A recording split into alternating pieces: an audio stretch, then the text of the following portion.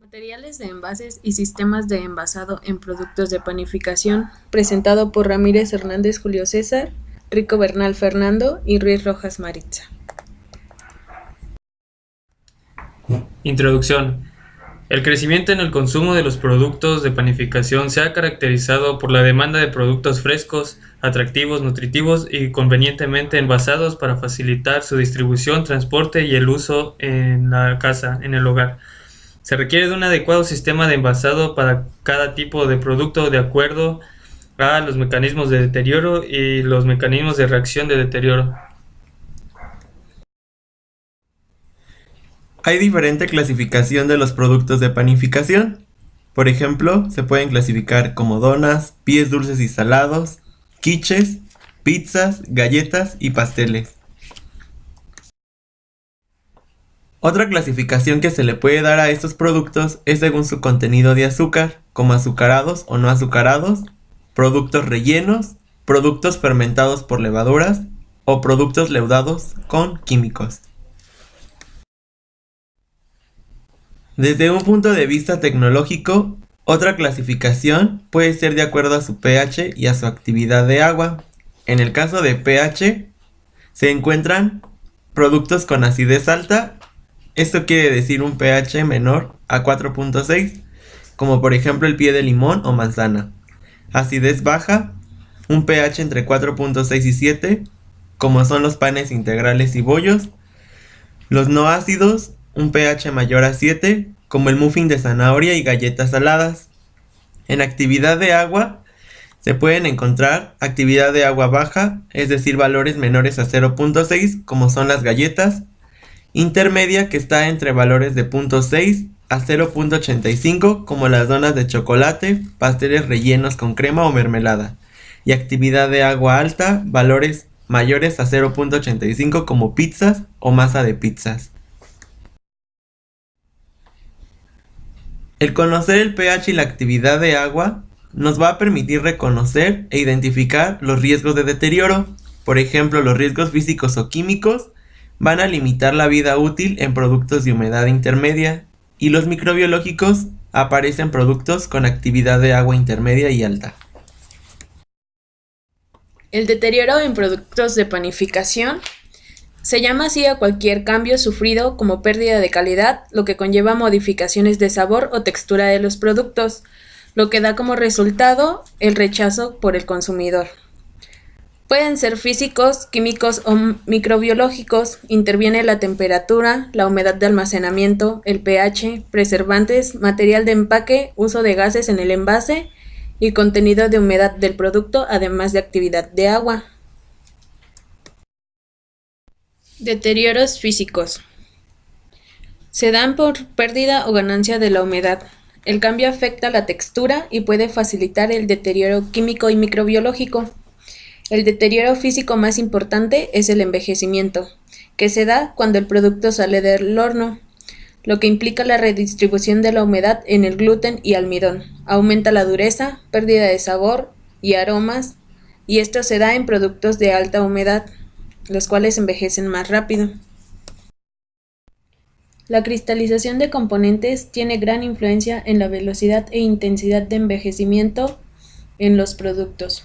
La reformulación es un método para disminuir la velocidad de envejecimiento, donde se usan distintos ingredientes, como emulgentes, gomas y enzimas. Deterioros químicos. Se da por la oxidación de lípidos, que ocurre en presencia de oxígeno y catalizadores, lo que resulta en olores desagradables y pérdida de calidad, además del rechazo al producto. Existen dos formas de deterioro: la rancidez oxidativa e hidrolítica. La rancidez oxidativa es la degradación de ácidos grasos insaturados por oxígeno a través de una reacción catalítica vía radicales libres, donde al final se liberan aldehídos, cetonas y ácidos grasos de cadena corta que afectan a los atributos sensoriales de los productos. La rancidez hidrolítica puede ocurrir en ausencia de oxígeno y se produce por hidrólisis de los enlaces éster que unen el glicerol con los ácidos grasos en los triglicéridos. Los deterioros microbiológicos. El crecimiento de hongos es el principal factor limitante de la vida útil de los productos con actividad de agua alta e intermedia.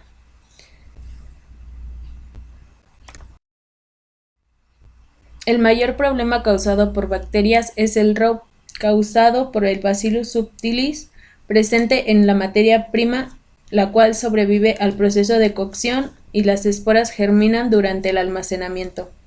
Este se puede controlar mediante el uso de preservantes químicos. Normalmente, estas contaminaciones provienen del uso de las instalaciones y equipos mal lavados. El deterioro causado por levaduras involucra productos de humedad intermedia y alta, lo cual afecta la superficie del producto y afectan las características sensoriales de este.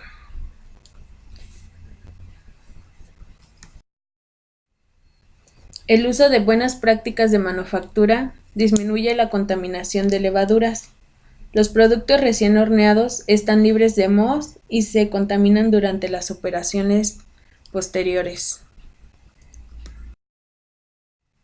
Control del deterioro en productos de panificación. Para extender la vida útil de los productos de panadería se pueden usar los siguientes métodos.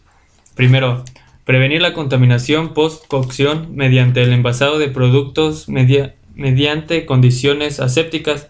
Los principales problemas serían hongos y envejecimiento. Se puede empacar de inmediato el producto después de la cocción y también se puede enfriar, cortar y envasar en zonas estériles para contrarrestar el hongo y el envejecimiento. Segundo, destrucción de la contaminación post-cocción en las superficies del producto antes o después del envasado. La radiación ultravioleta, radiaciones infrarrojas, calentamiento por microondas, irradiaciones por dosis altas, pulsos de luz y tecnología a altas presiones son las más usadas. La radiación ultravioleta en un rango de 260 nanómetros es la más efectiva, pero solo efectiva para productos sin relleno o sin cobertura o cáscara, ya que es de baja penetración estas radiaciones. La disponibilidad de materiales plásticos especiales para el sistema y tercero, controlar el crecimiento post-cocción de microorganismos en productos envasados. Esto se da reduciendo la actividad del agua. Se puede sustituir el uso de sólidos solubles, azúcares, sales, polioles, ácidos orgánicos o bacterias lácticas, bajando el pH o ocupando conservadores, sorbatos, propionatos, tales como propionato de sodio y calcio, ácido ascórbico, sorbato de potasio, diacetato de sodio, metil, propilparabenceno, benzoato de sodio o ácido acético. Normalmente se busca un producto natural para aplicar los conservadores. Estos deben de ser de amplio espectro, no tóxicos, efectiva a bajas concentraciones, tener mínimo efecto del pH, que no afecte características organolépticas, disponibilidad en polvo, buena solubilidad, no corrosivos, estable, no interferir en reacciones y que sea de bajo costo. Algunos ejemplos de conservadores más usados son el ácido propiónico y las sales. Controlan el deterioro causado por moho y algunas bacterias. Propionatos. Dan gran solubilidad y sabor y olor neutros. Efectivo contra mohos. Poco efectivos contra bacterias y no efectivos contra levaduras. Cantidades de uso de 1.6 a 3.8 gramos sobre kilogramo. Ácido sórbico y sus sales de calcio y potasio. Efectivos contra levaduras, mohos y algunas bacterias. El sorbato de potasio es el más usado. Se utiliza como antifúngico en pHs de 6.5. Aumenta a medida que disminuye el pH, inhibe el desarrollo de levaduras.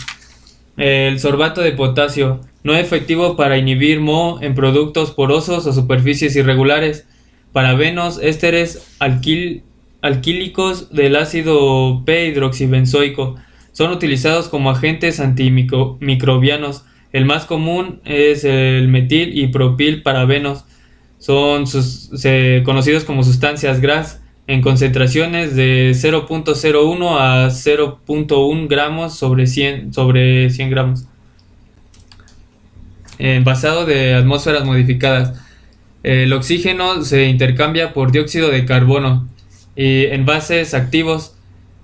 Los envases activos tienen antimicrobianos, absorción de oxígeno, agentes antioxidantes. Cuarto método, envasado bajo atmósferas modificadas. El dióxido de carbono disminuye la dureza del pan y el dióxido de carbono reduce los puentes de hidrógeno entre las ramificaciones de amilopectina. Para el adecuado envasado del producto se requiere del conocimiento de los principales mecanismos de deterioro del producto a envasar y de las presentaciones del material de envase. Las principales estructuras de envase que se utilizan en el envasado de productos de panificación y bollería se basan en la combinación de polietileno de baja densidad, la cual presenta las mejores propiedades mecánicas como mayor resistencia a la tracción, perforación y desgarro, además de una mayor resistencia a la temperatura, pero peor termosellabilidad. El polietileno de alta densidad se caracteriza por presentar mejor transparencia, tenacidad y alta resistencia a la fusión, muy buena resistencia a las grasas, resistencia a la perforación y muy buena termosellabilidad, incluso cuando el área de sellado está sucia. El polipropileno se caracteriza por presentar una gran inercia química, resistencia a las grasas, resistencia térmica y buenas propiedades ópticas. El policloruro de vinilo es un material resistente a grasas, transparente y termosellable. Se utiliza como película estirable y autoadhesiva en el envasado de alimentos como recubrimiento de bandejas de poliestireno expandido. El policloruro de vinilideno se caracteriza por ser un material con muy buenas propiedades de barrera al vapor de agua, al oxígeno y a gases. Es de alta resistencia química, mecánica y tiene muy buenas propiedades ópticas.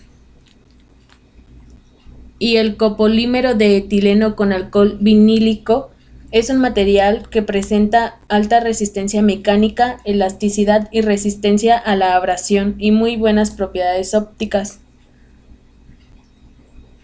El PET presenta buena resistencia a la compresión y a caídas. Tiene buenas propiedades ópticas, tiene buenas barreras a gases y vapores y además de tener una buena barrera contra el dióxido de carbono. La aplicación en productos de panificación. Los materiales que anteriormente se mencionados son los que principalmente se utilizan en el envasado de productos de panificación. Pero es difícil que uno solo tenga todas aquellas propiedades que requieren este tipo de productos, por lo que hay que hacer una combinación entre ellos para complementar sus propiedades. Por ejemplo, combinar polietilén teraftalato con el polietileno. Combinar el polietilén teraftalato metalizado con el polietileno. La combinación del polipropileno biorientado con el polietileno. La combinación del polipropileno biorientado metalizado con el poliestireno. El PVC con el poliestireno. El PET con el policloruro de vinilideno con el poliestireno. En el caso del polipropileno biorientado con el poliestireno, este tipo se utiliza para galletas y snacks. Estos ayudan a prolongar la vida útil, mayor resistencia mecánica, se abren más fácilmente, aparte de darle propiedades barrera al vapor de agua y al oxígeno. Sistemas de envasado. Criterio de barrera. Se ha buscado que el envase actúe como barrera, reduciendo el contacto con el oxígeno al exterior. Este proceso tiene lugar de forma espontánea a través de las zonas amorfas, que son las no ordenadas, del polímero y siempre a favor de un gradiente de concentración, desde donde el permeante, que es el componente que va a atravesar la matriz polimérica, podría ser oxígeno, vapor de agua, dióxido de carbono, se encuentra en mayor concentración hacia la zona donde el polímero se encuentra en menor concentración. Se considera de alta barrera al oxígeno una permeabilidad que es menor de 1 centímetro cúbico sobre metro cuadrado por día, y se considera un material de barrera cuando su permeabilidad varía entre 1 y 10 centímetros cúbicos sobre metro cuadrado.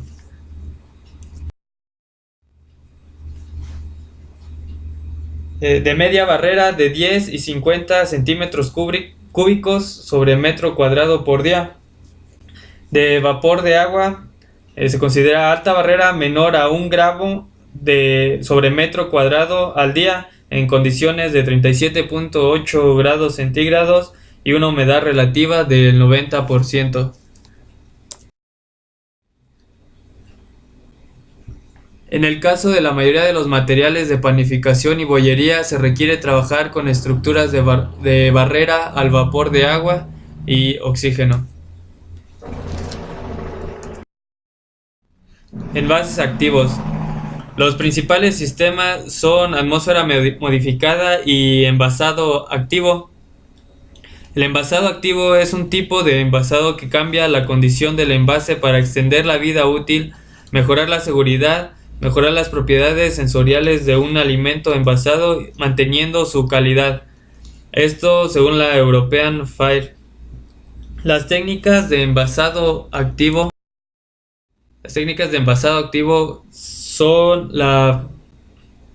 se refiere a la incorporación al envase de sustancias capaces de absorber oxígeno, etileno, humedad, dióxido de carbono, olores y sabores, y emiten compuestos como dióxido de carbono, agentes antimicrobianos, antioxidantes, saborizantes. Tecnología de absorbedores de oxígeno. El oxígeno es la sustancia más problemática en la industria alimentaria. Causa oxidación, proliferación de mohos, bacterias aerobias e insectos. Los absorbedores de oxígeno se agregan en el material de envase o introducidos en forma de sachet. Reducen el oxígeno a cantidades inferiores al 0.01% y mantienen por tiempo más prolongado el producto. La mayoría de los absorbedores de oxígeno comercialmente disponibles basan su principio de acción en la oxidación del polvo de hierro. Sin embargo, son muchas las sustancias capaces de ejercer esta función, las cuales pueden ser de origen inorgánico, orgánico e incluso biológico. Algunas de estas sustancias son el ácido ascórbico, ácidos grasos insaturados e hidrocarburos, antioxidantes, boro, enzimas, glicoles y alcoholes de azúcar, hierro, levaduras, paladio, sulfito, tintas fotosensibles. Los sistemas de incorporación que existen actualmente son, primero, sachet, inclusión de una sustancia con capacidad de absorción de oxígeno al interior de un sachet. Esta reacción es oxidación del hierro que pasa a ser hidróxido férrico. Segundo, films, la sustancia con capacidad de absorción puede formar parte del polímero disuelto o disperso en el material de envase. Se trabaja con absorbentes de oxígeno que se activan por radiación. Y otros sistemas de absorción de radicales libres, lo que lleva a un efecto antioxidante. Envases antimicrobianos. Este tipo de envases tiene el objetivo de eliminar o inhibir el crecimiento de microorganismos, extender la vida útil del producto, además de mejorar la seguridad del alimento envasado. Este tipo de envase es uno de los más grandes desarrollos en la innovación de las tecnologías de envasado activo. Aunque las aplicaciones aún son limitadas debido a la compatibilidad de estos con los procesos de producción, ya se están realizando estudios para que este tipo de envases se puedan utilizar. Para aplicar un film antimicrobiano, se debe de seleccionar primeramente el agente activo o también conocido como compuesto antimicrobiano. El compuesto antimicrobiano debe de tener ciertas características. Una de las principales es que debe de ser efectivo frente a los microorganismos presentes en el alimento que se va a envasar. Deben de inhibir su crecimiento a la menor concentración posible y su incorporación en el envase se define por sus características, como por ejemplo la termorresistencia, compatibilidad con el polímero y si puede o no estar en contacto directo con el alimento. Las últimas tendencias es las sustancias GRAS. Estas sustancias son extraídas de manera natural, pero tienen ciertas desventajas, ya que tienen baja resistencia térmica y además de ser compuestos activos como por ejemplo aceites esenciales, pueden modificar el sabor y el olor del alimento envasado. Incorporar agentes antimicrobianos en el envase es un reto tecnológico, ya que primeramente se debe liberar de acuerdo al crecimiento de los microorganismos que se desarrollan en el alimento. Su actividad se debe de mantener durante el mayor tiempo posible y si es termosensible, se debe de buscar la forma de que se adhiera al envase y que se libere de tal manera que alcance la superficie del alimento. Aquí se muestra una tabla de los distintos agentes antimicrobianos.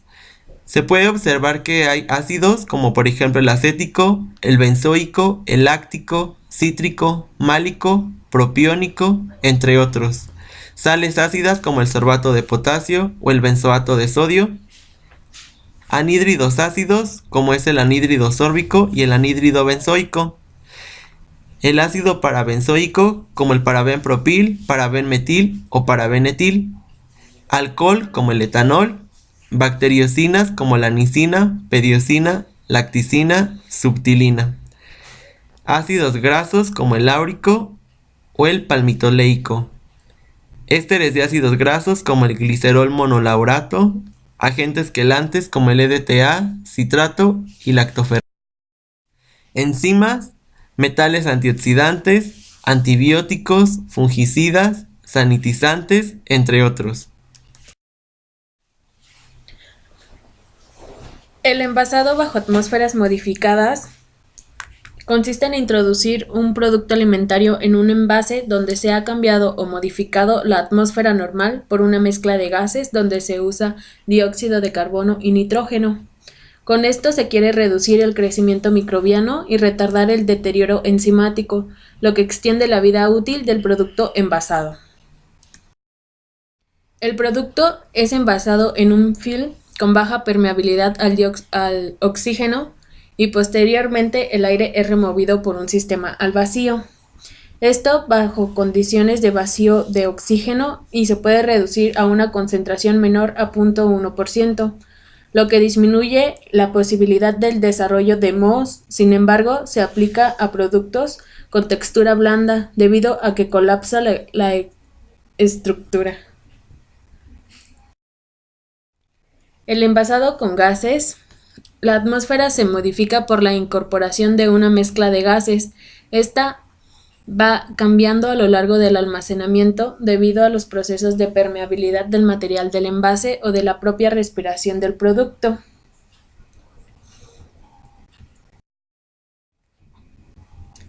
El nitrógeno se utiliza en el envasado bajo atmósfera modificada por sus características de gas inerte, usado en productos que presentan problemas de enranciamiento de lípidos. El dióxido de carbono se utiliza en el envasado de atmósfera por sus propiedades bactericidas y fungicidas. La eficacia del dióxido de carbono frente a los microorganismos varía. Así afecta generalmente más a mohos que a bacterias o a levaduras. Existe una gran sensibilidad de microorganismos frente al dióxido de carbono. Así es más efectivo frente a bacterias aerobias y mohos a concentraciones de dióxido de carbono tan bajas como lo son de 5 a 10%. Estas se usan para evitar el desarrollo de los microorganismos. Bueno, jóvenes, pues esto es todo. Muchas gracias por escucharnos. Cualquier duda o comentario pueden comentar, darle like al video. Gracias. Chido.